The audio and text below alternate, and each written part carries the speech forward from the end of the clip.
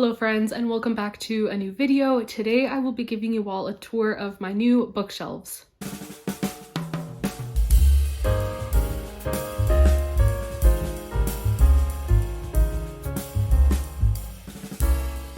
So I did a bookshelf tour back in December, but since then I have accumulated a lot more books and I've gotten rid of some, brought new books in, and I definitely needed more shelf space. I had books everywhere, in every nook and cranny, every corner of my room, all over my desk, and now those spaces are being used for what they're meant to be used for, which is really nice. I would have preferred to also film myself setting up the bookshelves and organizing my books and filling everything up, but the time that all of that was happening, I was still not feeling great, still recovering, and I actually had a sister and my brother-in-law helping set everything up, and the space is really tight, so it just was not ideal to film all of that, but I will share the setup and how I've organized my books and everything, which in my opinion is the most fun part. In my December bookshelf tour, it was also ridiculously long because I kept getting distracted by each book and would start talking about it and go on tangents, and I'm going to do my absolute best not to do that in this video. This video is a bookshelf tour,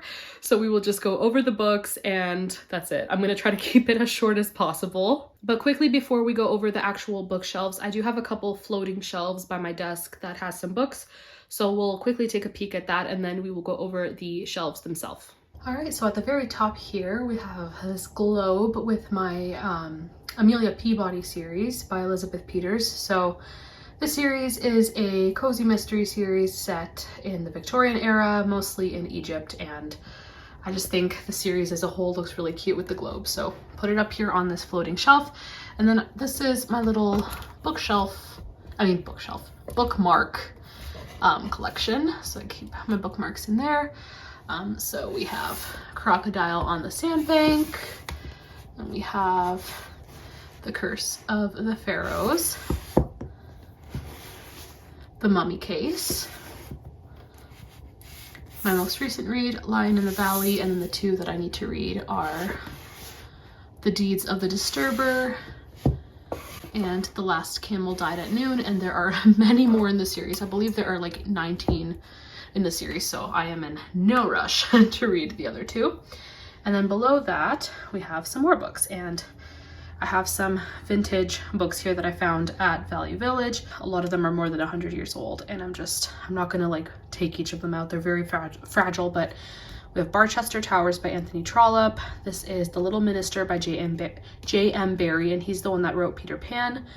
We have The Pilgrim's Progress by John Bunyan. This one is from 1903. And then we have Daniel Deronda by George Eliot. I'm probably not going to read it from this edition, but it's really cool to have. Then we have this amazing edition of Hungry Hill by Daphne du Maurier. This is the only Daphne du Maurier that I own that I haven't read yet. Then we have this manual of English grammar, and I forget what else. I can't read what else it says, but this is from the either the 1900s or 1910s, but it was an English grammar manual for a schoolgirl in high school, and it's just crazy to think that someone held that in their hands more than 100 years ago for school. And then we have Johnny something. I forget what this one is. Let me see quickly. I have never heard of this book before, but it is Johnny Gibb of Gushetnook in the parish of something, with something parish politics, about AD 1843. And then there is The Mill on the Floss by George Eliot. So those are my two floating shelves. And I also have these on my desk, not on my bookshelf, the Hans Christian Andersen picture books, as well as these Peter Rabbit books. So these are on my desk. And I share a room with my sister, and she stole these two books as well for her desk. So these are not on my shelf, they are on her desk. This is The Complete Grimm's Fairy Tales and A Handful of Dust by Evelyn Waugh. I don't know how to say his last name, but yeah, there we go. All right, so I just want to give a general overview of the shelves themselves. So it's actually 3 bookshelves, and we bought them separately and put them together. So they are the Leotorp bookshelves from IKEA. I'll have them linked below. They are my favorite IKEA bookshelves. Quality-wise, they're great, and they have a lot of details that once we're up close you'll be able to see, but they're just very elegant, kind of have like a more elegant country farmhouse feel to them, which is my personal favorite aesthetic. So I really, really love them. And I decided to just wait on getting new bookshelves, even though I've been wanting new bookshelves for a very long time. I just wanted to make sure that I was spending money on quality, and I'm happy to say these are quality. They, like I said, are 3 put together, and this is my view from my bed as they are in my bedroom. So what I did was organize my books by genre. I've always been a fan of organizing by genre. That's just me personally. And within each genre, I kind of go by vibe / series I like to keep together. I don't necessarily keep all authors together, especially with classics. I keep editions together if I can, but I just go by what I perceive to look nice. So it's nothing very specific. But like I said, I like to organize by genre. So the far left shelf is where my classics begin, and then my biblical fiction begins on the very bottom. You can see some records there, which we'll go over. My biblical fiction continues in the middle, goes all the way to the middle, which is Christian historical fiction / Christian fiction. Then we have the bottom 2 shelves are secular fiction and some Christmas books. And then going up to the far right shelf, we have one shelf at the very top that has middle grade.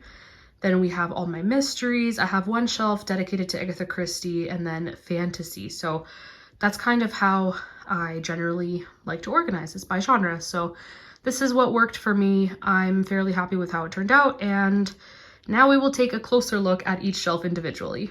All right, so it just worked out that it's easier to show both of these shelves simultaneously, so that's what we'll do.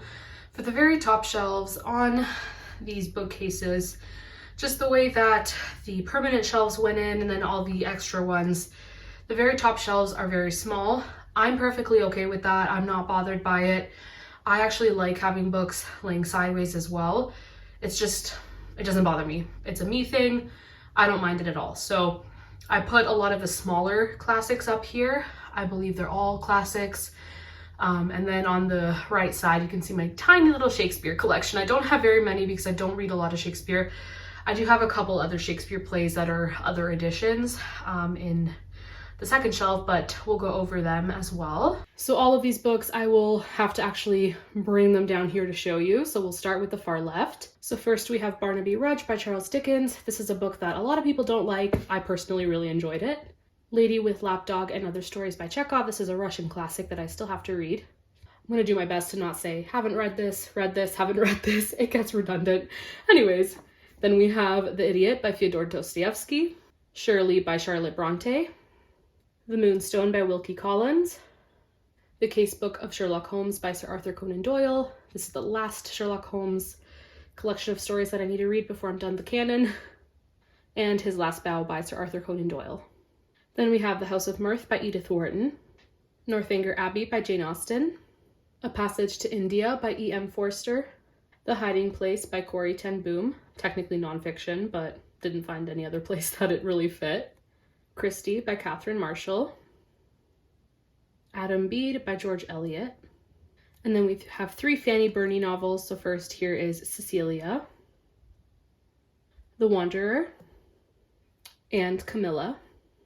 And then The Mysteries of Udolpho by Anne Radcliffe. This book was a journey. All right, and then starting off my Shakespeare collection, we have Julius Caesar, Othello, which I really, really enjoyed. Romeo and Juliet, which I just started. I did read it in high school, but didn't remember too much other than the ending, so I'm really happy to be rereading it. I'm really enjoying it. The Merchant of Venice, A Midsummer Night's Dream. This is another one I read in high school and remember absolutely nothing about. Hamlet, another one I read in high school and remember nothing about. And The Winter's Tale.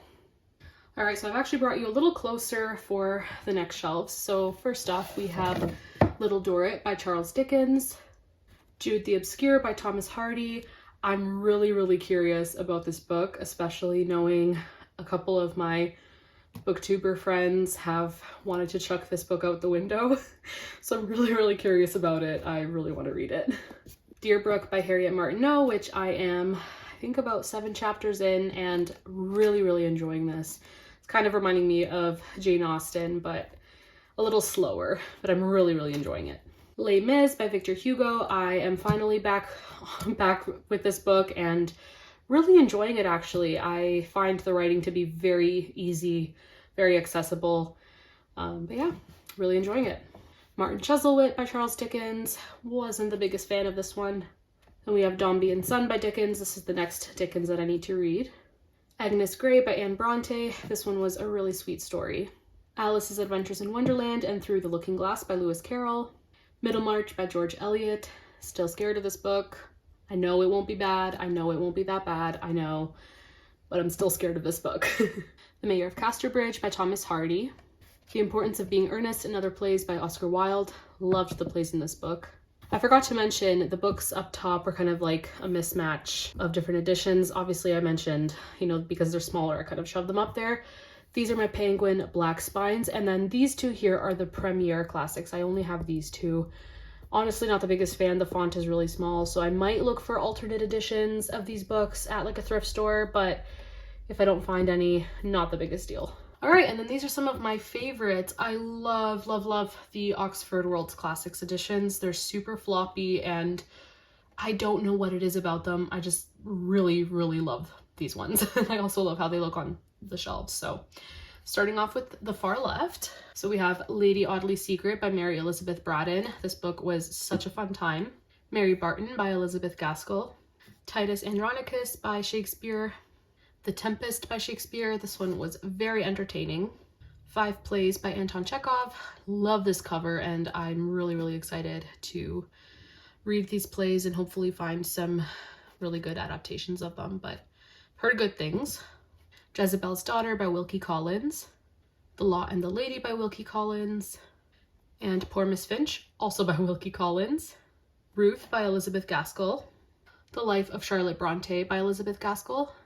Ivanhoe by Sir Walter Scott. Haven't read anything by Sir Walter Scott, kind of nervous, but hopefully this is enjoyable. Measure for Measure by Shakespeare. The Warden by Anthony Trollope. Barchester Towers by Anthony Trollope, and Unpopular Opinion, I liked The Warden more than Barchester Towers. Dr. Thorne by Anthony Trollope, and I'm hoping to read this one very soon. Can You Forgive Her by Anthony Trollope, and I believe this one's in the Palliser series. Let me know if I have to read those ones in order. I got this one from a thrift store, and I wasn't sure if I needed to read them in order, but either way, very excited about this book. And this masterpiece, War and Peace. I still can't believe this is the first Russian classic I ever read. Maybe not the best idea to start with this one, but I did it and it was great. All right, so moving on to the next shelf, and random piece of information.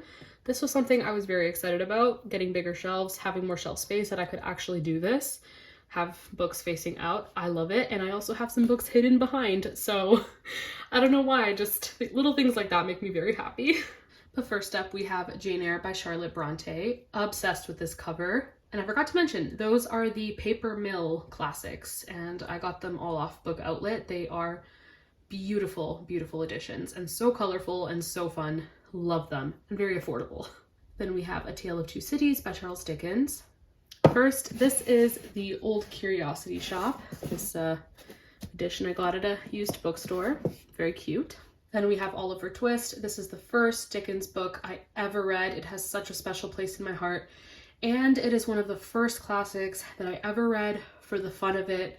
Had nothing to do with school. I just read it because I wanted to. And this book, honestly, is what convinced me that classics are accessible. They're not that hard to read. And I just went on a tangent and I said I wouldn't. But anyways, Oliver Twist, thank you. It made me love classics. Then we have the lovely Around the World in 80 Days. This is one of my favorite book covers. I just think it's so fun. And then we have Emma by Jane Austen, another fun time of a book. We also have Persuasion by Jane Austen. We have The Arabian Nights, selected and edited by Andrew Lang. This is a really good edition. It kind of condensed the very long 1001 Nights into a readable edition.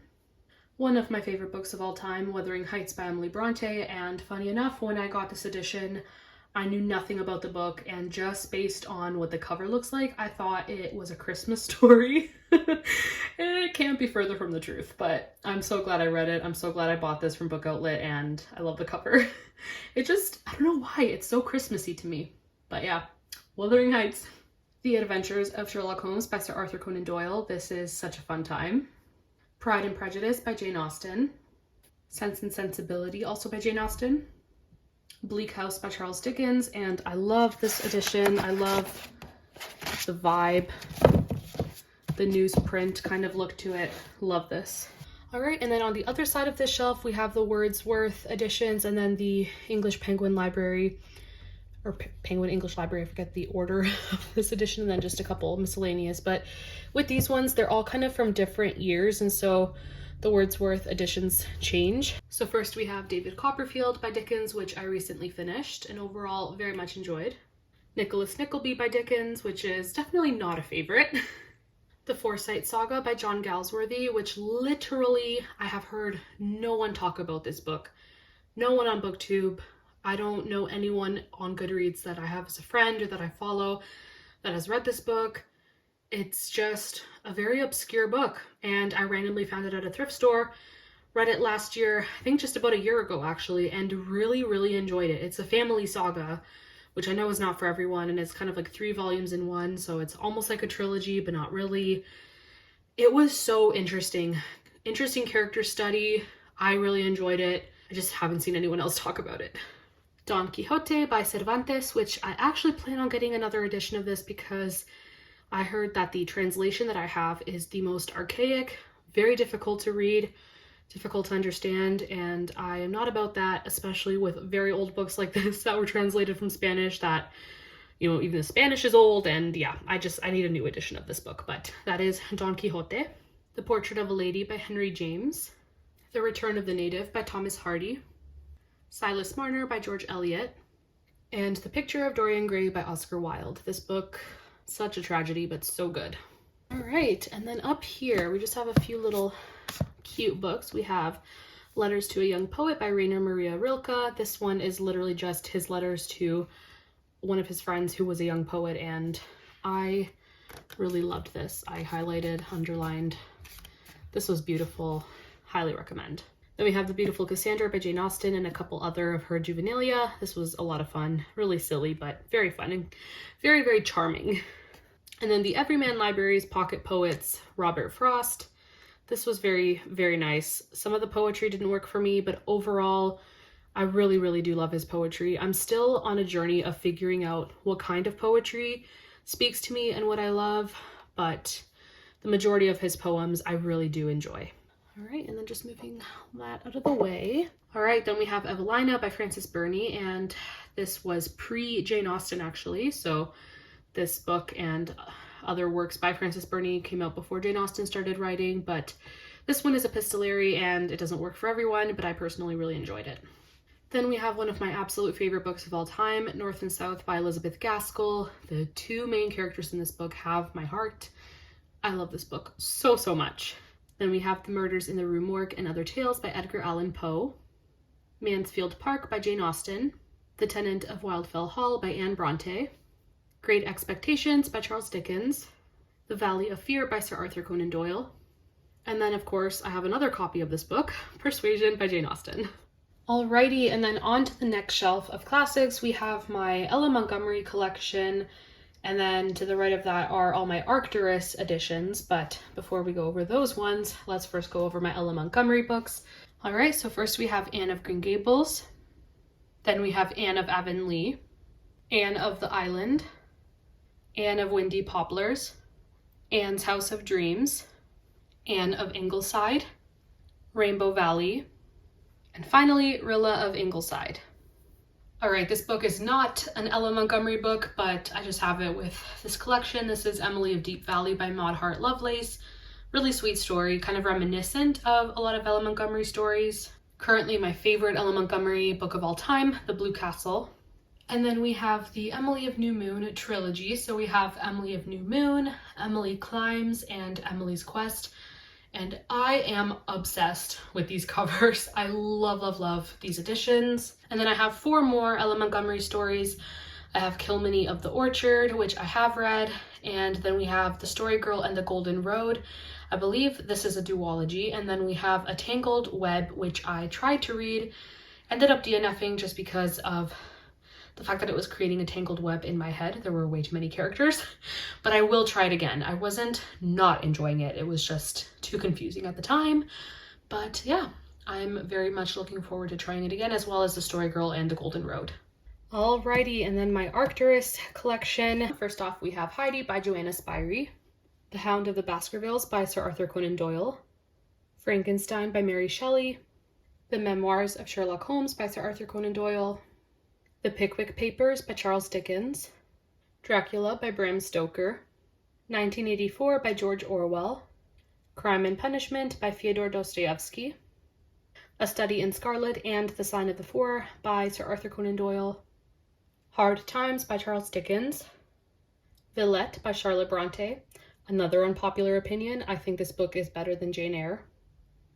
Mansfield Park by Jane Austen, and yes, I have 2 editions of this book, but that's okay. Tess of the D'Urbervilles by Thomas Hardy, A Little Princess by Frances Hodgson Burnett, Far from the Madding Crowd by Thomas Hardy, Animal Farm by George Orwell, Dr. Jekyll and Mr. Hyde and Other Strange Tales by Robert Louis Stevenson, The Hunchback of Notre Dame by Victor Hugo, The Woman in White by Wilkie Collins, Uncle Tom's Cabin by Harriet Beecher Stowe, The Haunting of Hill House by Shirley Jackson, and then The Return of Sherlock Holmes by Sir Arthur Conan Doyle. All right, and so I have 2 more shelves of classics, and they're just kind of an assortment of different editions, and a lot of them are modern classics, but I do have some that are not. And then I have some children's classics, as well as a couple that are nonfiction that are not classics, but I didn't really have anywhere else to put them. So let's go ahead and get started on the far left with some of my Georgette Hare books. So we have Footsteps in the Dark by Georgette Hare. This book is not set in winter, at least it's not specified, so I was very confused when I read the book, and yeah, I went in expecting it to be extremely wintry. It was not, but the cover is still very pretty. It is still a very fun book. Would highly recommend, but just don't expect it to be wintry. Then we have Arabella. This is one that I'm hoping to read very soon. Then we have Powder and Patch, and this book was ridiculous, but so funny. And this is Frederica, and this one is one of my favorite Regency era stories ever. Just so good, so funny. Then we have this book of watercolor art and poetry, The Lost Spells by Robert Macfarlane and Jackie Morris. One of my favorite books, but I didn't have anywhere else to put it really, so I just kind of shoved it in here with the classics. And I put this Little Women devotional here as well because I wanted it to stay with my Little Women book. So I kept it with my Little Women edition. Then of course we have Little Women, which I think I can safely say is my favorite book of all time. And then I had those 2 books hidden behind Little Women. So we have The Black Moth by Georgette Hare and The Brothers Karamazov by Dostoevsky. And The Black Moth is just there, but I think it's safe to say I was hiding the Dostoevsky book because it scares me, so I just wanted it in a place where I don't have to see it often. Then we have these children's classics. We have The Secret Garden, The Wind in the Willows, and Peter Pan. And then Rebecca by Daphne du Maurier, which I gave 3 stars the first time I read it, but I am convinced if I give it a reread when I'm in the mood for it, I will like it a lot more, so just waiting for the right time. All right, so I'm just gonna move these out of the way and start from the bottom up. So first we have Ross Poldark, Demelza, and Jeremy Poldark. This is an incredible series. I've only read the first 2 books, but I love the show, and Ross Poldark and Demelza were beautiful, beautiful books. So I'm very excited to read Jeremy Poldark and then continue with the series. Then we have these 2 modern classics. We have Landscape and Sunlight and Brampton Wick by Elizabeth Fair. I heard they're humorous and just a fun time. I'm really obsessed with these editions. There are so many obscure classics that have been published in this edition, and I'm just so excited to read these books. So if any of you have read anything by Elizabeth Fair, let me know what your thoughts were. Then we have At Home in Mitford and A Light in the Window, the first 2 books in the Mitford series by Jan Karon And At Home in Mitford, I'm literally going to start it in the next few days. I'm very, very excited.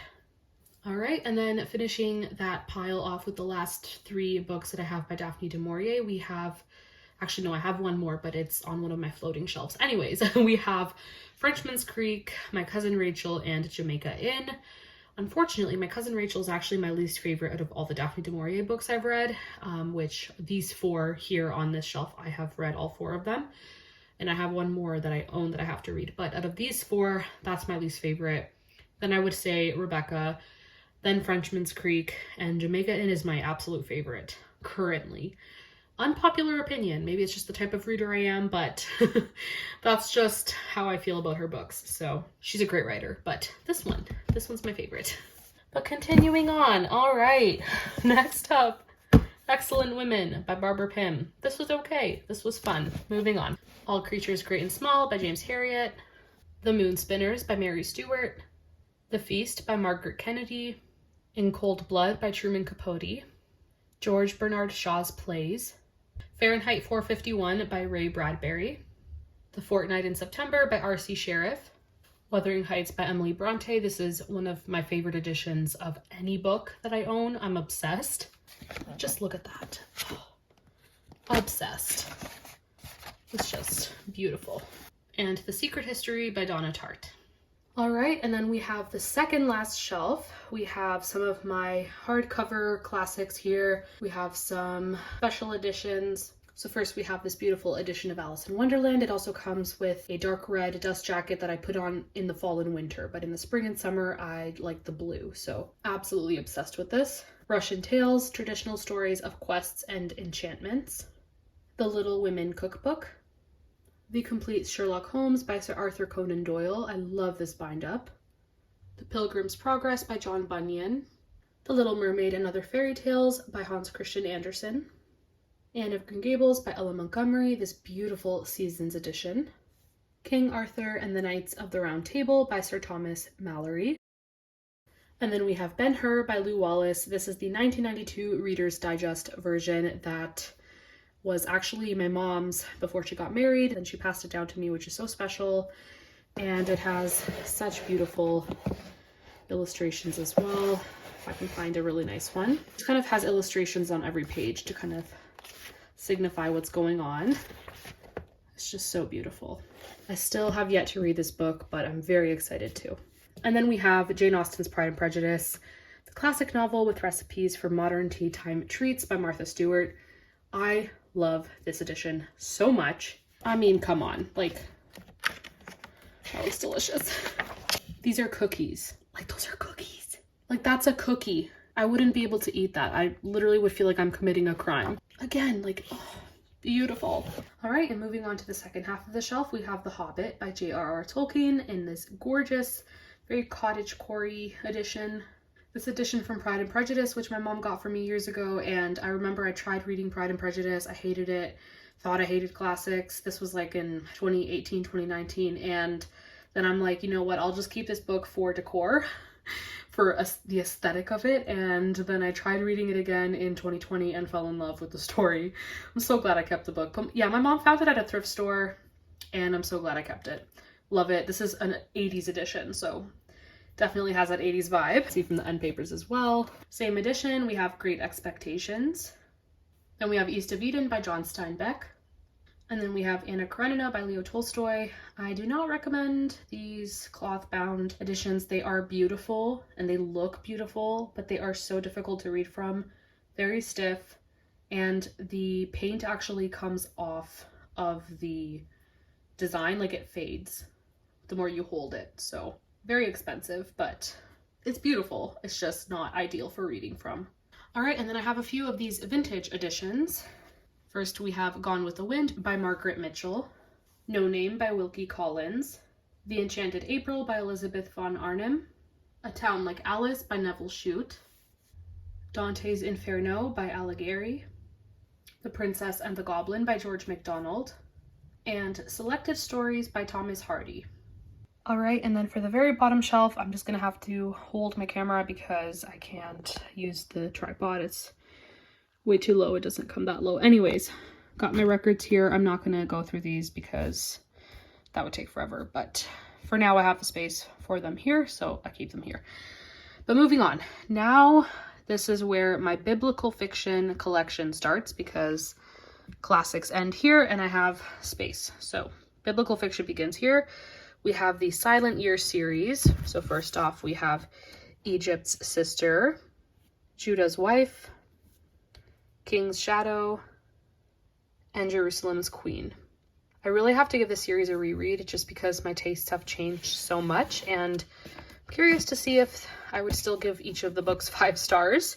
But then we have A Lineage of Grace by Francine Rivers. Love the novellas in that collection. They're the 5 women in Jesus' lineage. And then we have Sons of Encouragement by Francine Rivers.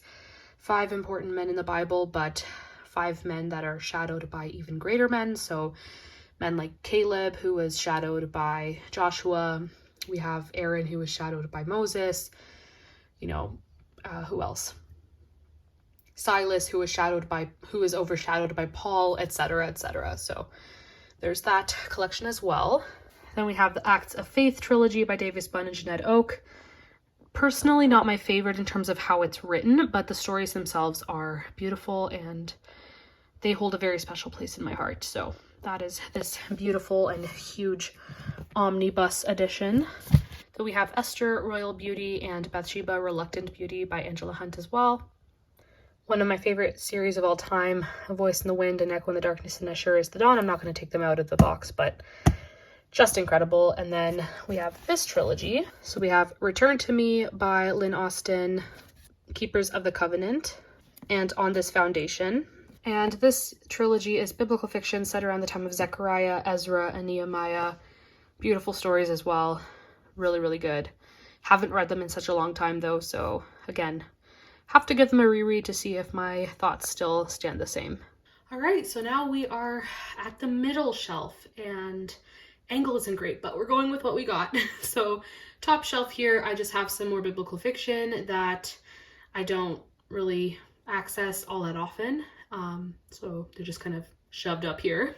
I'm not going to bother taking all of them out, but first, looking on the far left, we have Garden of Madness by Tracy L. Higley. That's about Nebuchadnezzar and his daughter.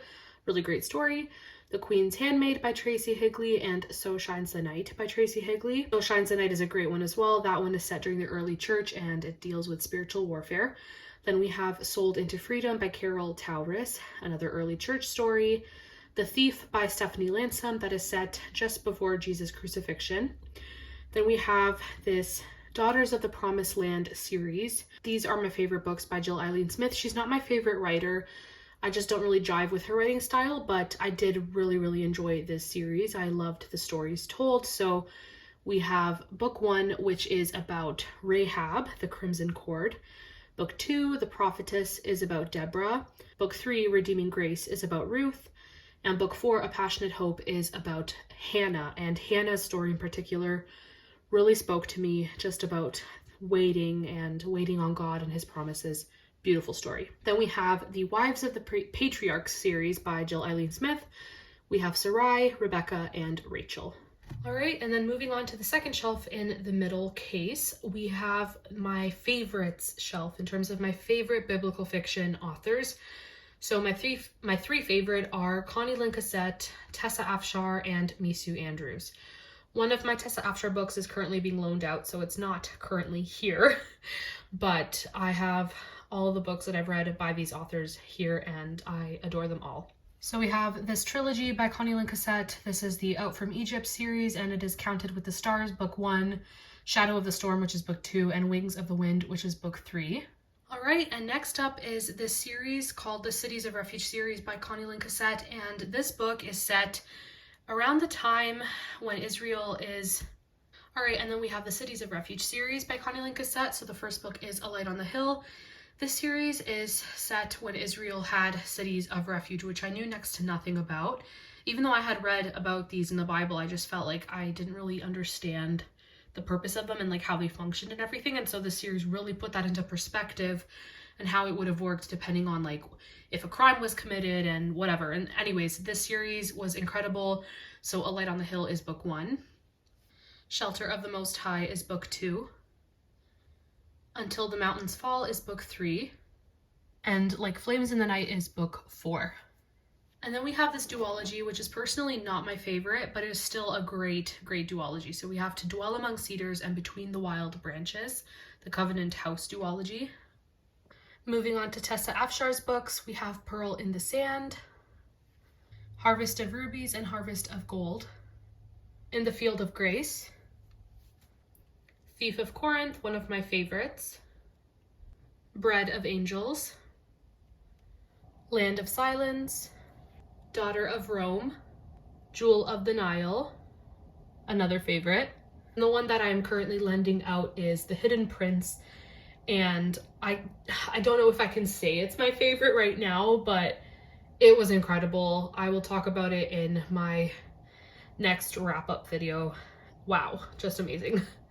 All right, and then moving on to Misu Andrews. First, we have The Pharaoh's Daughter and Miriam. This is a duology set around the time of Moses. Isaiah's Daughter and Isaiah's Legacy. They're technically part of a series with another book, but I consider these two to be a duology and that other book to be a standalone. Personally, that's how I consider it. That other book being Of Fire and Lions, and this is my current favorite by Misu Andrews. Then we have Potiphar's Wife, and the sequel to this just came out and it should be here any day now. I'm so excited. Then we have, I believe, her debut series, and this is Love Amid the Ashes, Love, Sacred Song, and Love in a Broken Vessel. And then In the Shadow of Jezebel. All right, and moving on to the next shelf. So we have Christian historical fiction mostly, with some Christian mystery type books. So we have my favorite author to begin with, Tamara Alexander, one of my favorites. I don't know if I can say she's my absolute favorite Christian historical fiction writer, but she is definitely up there. Also, I apologize if the lighting gets a little weird. The sun is starting to set, but we're just gonna go with it. All right, so this first trilogy here is the Bellmead Plantation series, and we have To Whisper Her Name, which is the first book. To Win Her Favor is book 2, and To Wager Her Heart is book 3. And then we have the Belmont Mansion trilogy, which is so good, and I read the first book, which is A Lasting Impression, in April, and wrapped that one up in April. And then I recently finished A Beauty So Rare and A Note Yet Unsung, which is book 2 and 3, and we'll be talking about that in my May wrap up. And I actually reread this trilogy as well as the one before. So from January up until May, I spent these months rereading all 6 of these books and had such a great time. Then we have With This Pledge, and this is the first book in another series, and I have to read book 2, and I believe book 3 is also coming out this year. Moving on to Rosanna M. White, I've had very interesting experiences with her books. One trilogy in particular I adored, but the other 4 books I've read by her I found to be okay. So first we have Dreams of Savannah, and unfortunately this one is my least favorite by her. I just didn't really enjoy it all that much. Then we have The Lost Heiress, The Reluctant Duchess, and A Lady Unrivaled. This is a trilogy. But this is the series by her that I absolutely adored, and that is A Name Unknown, A Song Unheard, and An Hour Unspent. And then I have these 2 books by her that I have yet to read. I have The Number of Love and On Wings of Devotion. These are the first 2 books in the Codebreakers series. All right, but moving on. If I had to choose a favorite Christian fiction author, it would be Miss Amanda Dykes. Miss Amanda Dykes. Oh my goodness. All right. Her debut, Whose Waves These Are, I gave it 4 stars, but it was the only one that actually made me sob. Her newest, All the Lost Places, was incredible. Set the Stars Alight, not my favorite, but still just amazing. And my personal favorite, and the story that I connected to the most, and this book, my heart.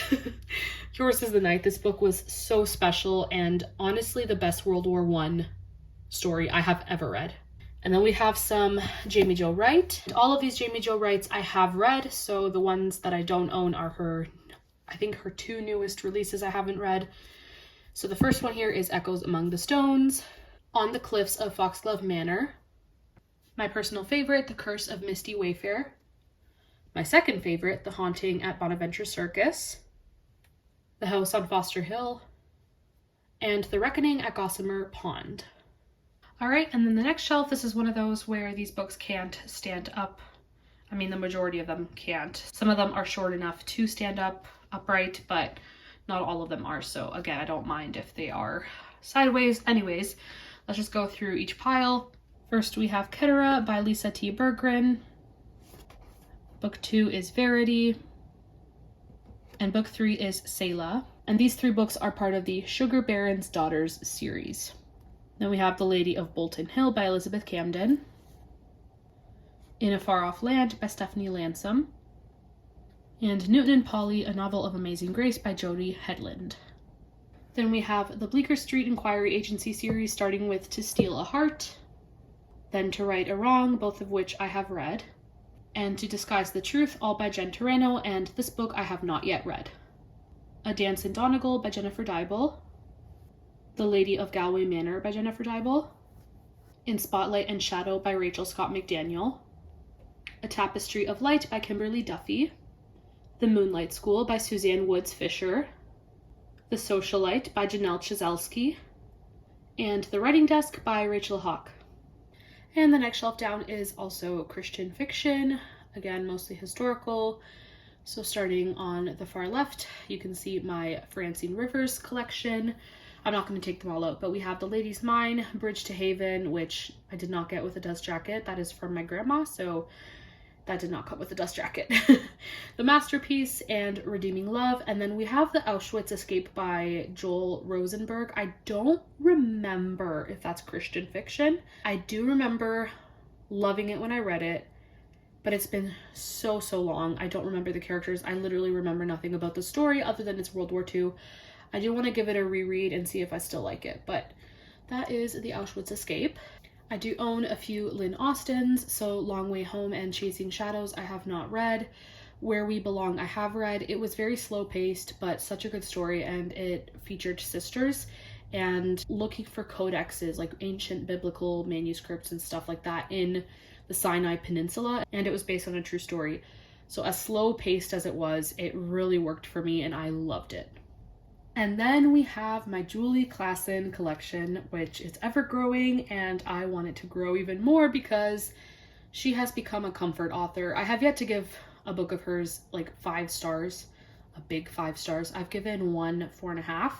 So first we have The Apothecary's Daughter, The Bridge to Belle Island, The Silent Governess, Lady of Milkweed Manor, Shadows of Swanford Abbey,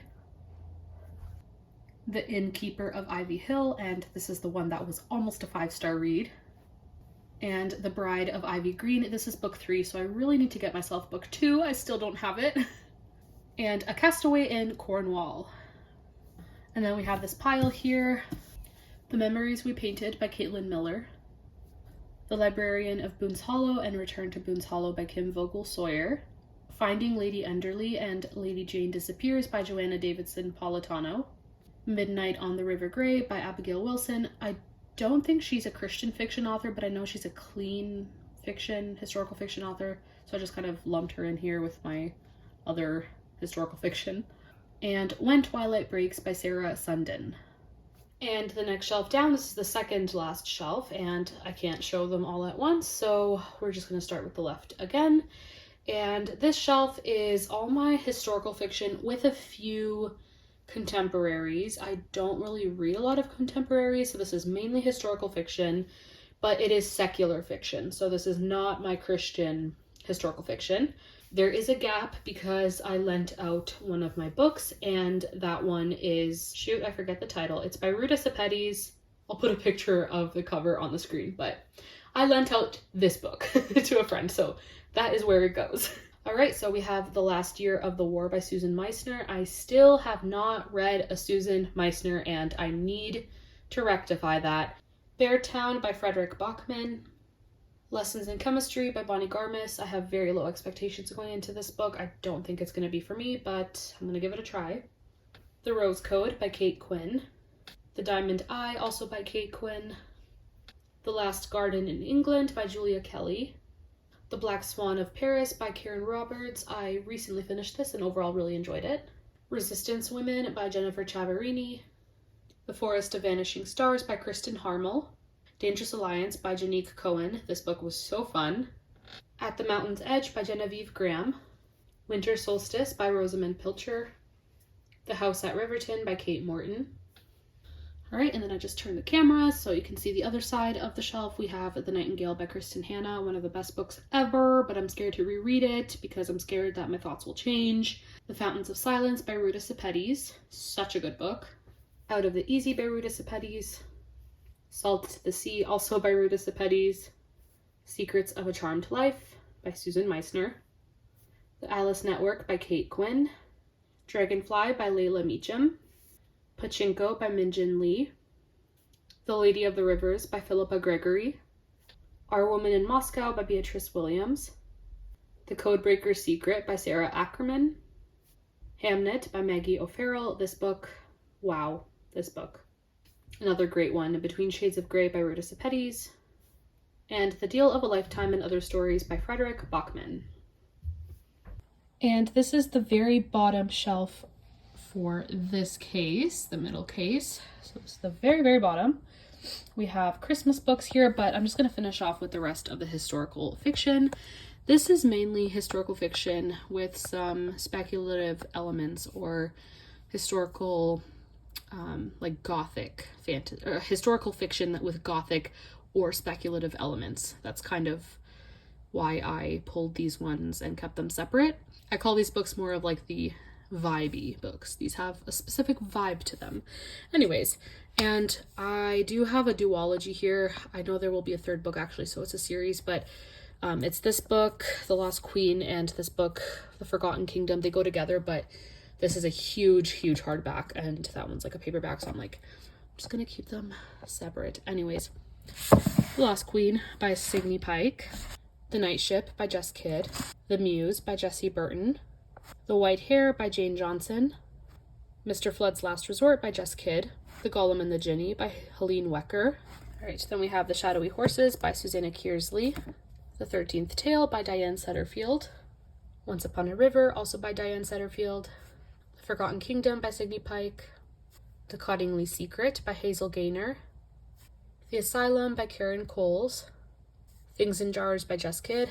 Love this book. It's really weird, really creepy. It's not for everyone, but I love it. And The Poison Thread by Laura Purcell, also known as The Corset. Then moving over to the Christmas books. So first here we have Santa, My Life and Times, an illustrated autobiography. A literary holiday cookbook by Alison Walsh. Victoria Roses, Christmas Caroling Party, illustrated by Susan Wheeler. A Christmas Carol and Other Stories by Charles Dickens. The Old Peabody Pew by Kate Douglas Wiggin. The Enchanted Sonata by Heather Dixon Walwork. Five and Dime Christmas, 4 historical novellas by 4 different authors. The Mistletoe Countess by Pepper Basham. The Last Christmas in Paris by Hazel Gaynor and Heather Webb. This is one of my favorites. Then we have Christmas Shopaholic by Sophie Kinsella, another favorite. The Tree Nobody Wanted. This is a short little Christmas story. The Nutcracker by A.T.A. Hoffman, one of the best stories ever. Noel Streatfeild's Christmas Stories. J.R.R. Tolkien's Letters from Father Christmas. Green Glass House by Kate Milford. And my current favorite Christmas story, A Holiday by Gaslight by Mimi Matthews. All right, so this next case, this is the third and final case, and this one's against the wall, so I'm just going to try to go shelf by shelf without zooming in on each individual shelf. I'll just try to go a little faster with this one. So this very top one is my middle grade collection. And on the far left, we have the Aggie Morton Mystery Series. So we have The Body Under the Piano, Peril at Owl Park, The Dead Man in the Garden, and The Seaside Corpse. And we also have the first book in the, I forget what the series is called, but we have Amari and the Night Brothers. And then we have Keeper of the Lost Cities by Shannon Messenger. Then we have the Books of Bayern series. So we have The Goose Girl, Anna Burning, Forest Born, and River Secrets. And then we have A Place to Hang the Moon. Then we have Beauty by Robin McKinley, Ella Enchanted by Gail Carson Levine, The Two Princesses of Bamar, also by Gail Carson Levine, Charlotte's Web by E.B. White, Little House in Brookfield and Little Town at the Crossroads, and then The Chronicles of Narnia, as well as the entire Little House on the Prairie series by Laura Ingalls Wilder. All right, and then the next few shelves are all of my mystery books. So starting on the left, we have some of my mass market paperbacks. They are mostly cozy mysteries. I think they're all actually all cozy mysteries. So we have Death in Castle Dark by Veronica Bond, The Tale of Hilltop Farm by Susan Wittig Albert, Final Resting Place by Olivia Black, Apple Cider Slaying, Pulp Friction, and The Cider Shop Rules, all by Julie Ann Lindsay. And then I have a collection of books in the Daisy Dalrymple mystery series, and they are not in order. I have a lot of books missing, but I do plan on filling out the series as I read them, as I really enjoyed the first 3 books, and then I also read one set much later in the series. But anyways, these ones are Heirs of the Body, Gone West, and Sheer Folly, and I just have to say these are some of my favorite book covers ever. They are so pretty. And then the other 4 in the series, I have Murder on the Flying Scotsman, Damsel in Distress, Black Ship, and Mistletoe and Murder. And all of these books are by Carola Dunn. And then of course we have more mysteries on the right side. So we have Murder in Fulbridge Village, a 1920s mystery by J. Gill. Whose Body by Dorothy L. Sayers. I have yet to read a Lord Peter Wimsey mystery, but I am very much looking forward to trying out this series. The No. 1 Ladies Detective Agency by Alexander McCall Smith. Murder at Archley Manor by Sarah Rosette. A Quiet Life in the Country by T.E. Kinsey. And Maisie Dobbs by Jacqueline Winspear. All right, next shelf. So we have the Royal Spinous Mystery Series, and I just organized these books based on size, like whether they're paperback, hardback, mass market, whatever. So I have the really big hardcover and then the smaller hardcover, then some regular paperback, and then mass market. That's just how I like it. They're not in order, like in terms of how the books came out, so whatever. That's fine. So we have On Her Majesty's Frightfully Secret Service, Airs and Graces, The 12 Clues of Christmas, Naughty in Nice, Royal Blood, A Royal Pain, Royal Flush, 4 Funerals and Maybe a Wedding, Love and Death Among the Cheetahs, Crowned and Dangerous, and finally the first book, Her Royal Spinous. And then we have A Good Girl's Guide to Murder, this series. Okay, the first 2 books were great. Loved them, gave them both 5 stars. The third book was a disaster. I hated it, but I'm not getting rid of it because I feel like it would be a crime to get rid of it because it goes with book 1 and 2. I have to keep the trilogy together, so I'm keeping it as much as I hated the 3rd book.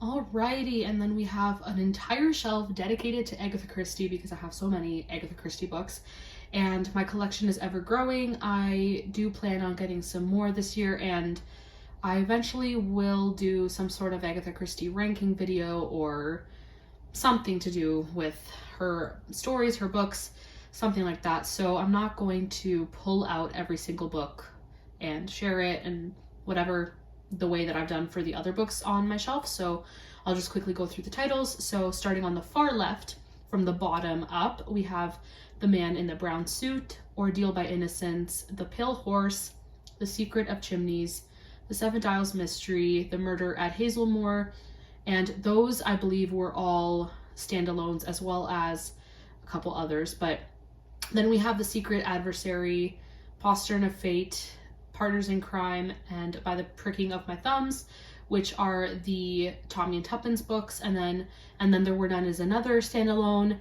and then we have Sparkling Cyanide, that's another standalone, and then the last Tommy and Tuppence NRM, not the last one like chronologically, but that's my last Tommy and Tuppence. And then we have all my Miss Marple books. So we have The Murder at the Vicarage, The Body in the Library, The Moving Finger, A Murder is Announced, They Do It with Mirrors, A Pocket Full of Rye, The Mirror Cracked from Side to Side, Nemesis, Sleeping Murder, and then Miss Marple, The Complete Short Stories. And then in the middle there, we also have At Bertram's Hotel and 450 from Paddington and A Caribbean Mystery. Those are the Miss Marple, part of the Miss Marple series as well. I don't know why they're at the bottom, why they're not at the very top. Anyways, those are part of the Miss Marple books, Miss Marple series as well. And then we have The Patriotic Murders, Appointment with Death, The Murder of Roger Ackroyd, Halloween Party, Cat Among the Pigeons, The Life and Times of Miss Jane Marple, which is actually not an Agatha Christie book. It's kind of like a biography of Miss Marple.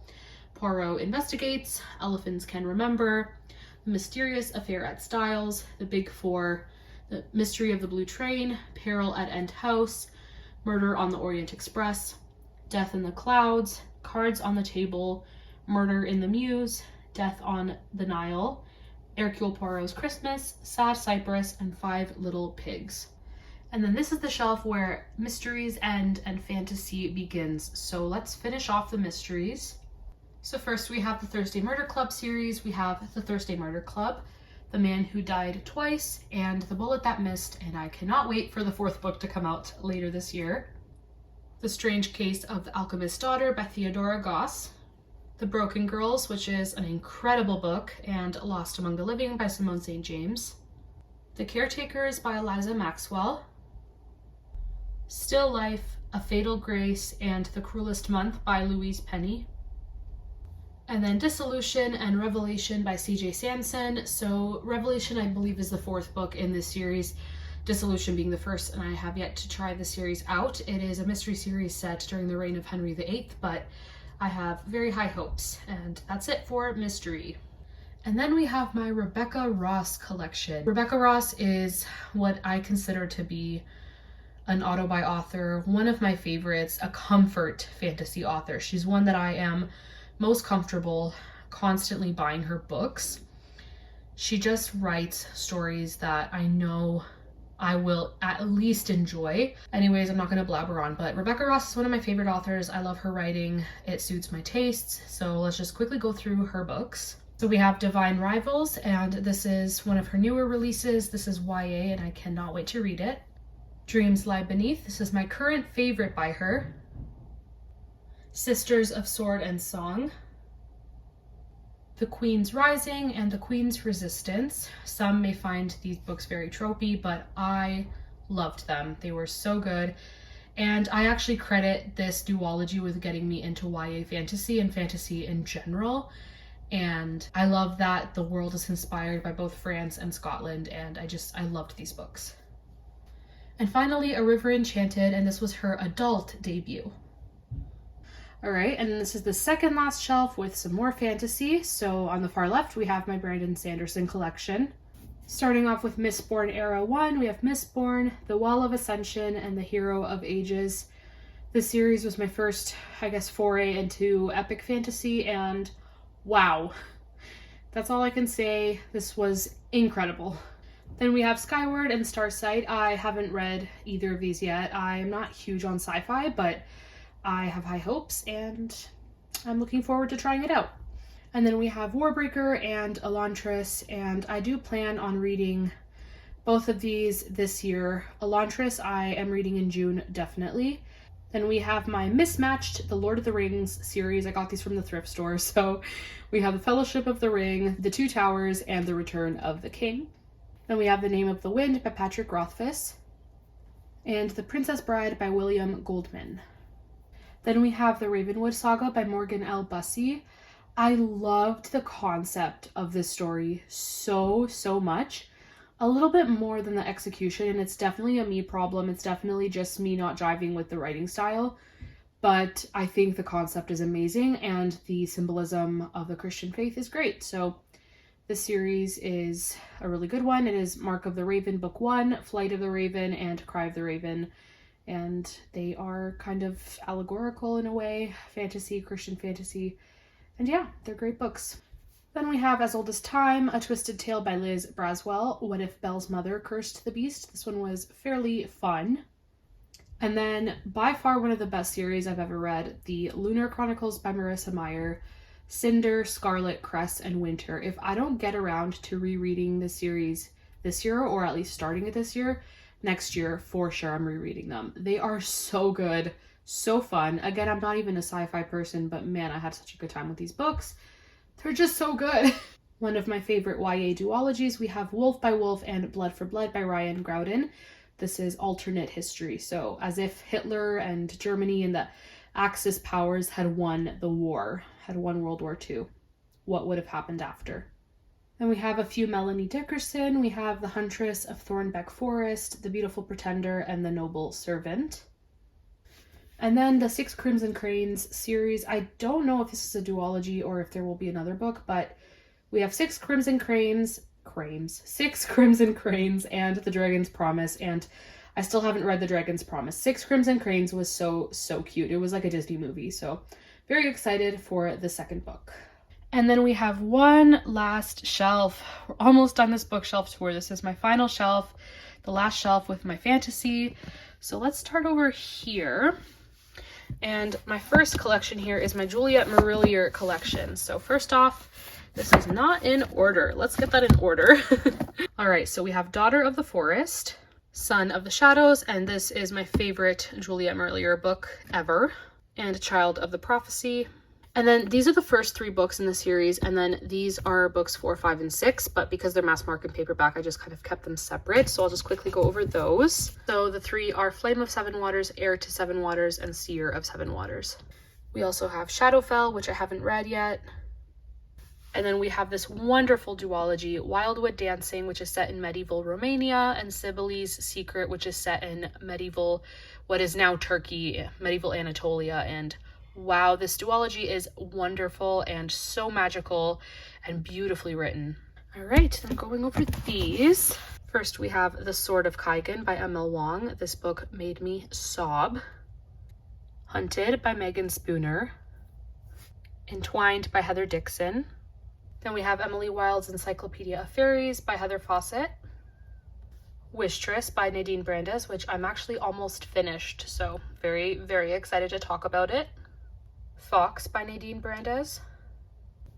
Daughter of the Moon Goddess and Heart of the Sun Warrior by Sue Lynn Tan. I loved Daughter of the Moon Goddess, but I've heard mixed things about Heart of the Sun Warrior, so I'm kind of nervous to read it. All right, then we have Station 11 by Emily St. John Mandel. Dark of the West by Joanna Hathaway. One of my favorite fantasy duologies ever, Strange the Dreamer and Muse of Nightmares by Laini Taylor. The Caraval trilogy, which I also owe my love of fantasy to. Thank you. Caraval, Legendary, and Finale. I love these books. Honestly, they open my eyes to how fun fantasy can be. And last but not least, the very last books on my shelves, we have Once Upon a Broken Heart and The Ballad of Never After by Stephanie Garber. And that is a wrap. All right, friends, so that is a wrap on my bookshelf tour. I always forget how long they actually take. Hopefully you weren't bored to tears, but that's my bookshelf tour. I hope you enjoyed it. If you stuck around to the end, please leave a comment below, leave an emoji of a book, anything. Tell me how you organize your books, and let's chat in the comments. This was really fun to film, as exhausting as it was very, very fun. But that is it for this video. Thank you all so much for watching. I hope you're all having an amazing day, and I will see you all in my next video. Bye.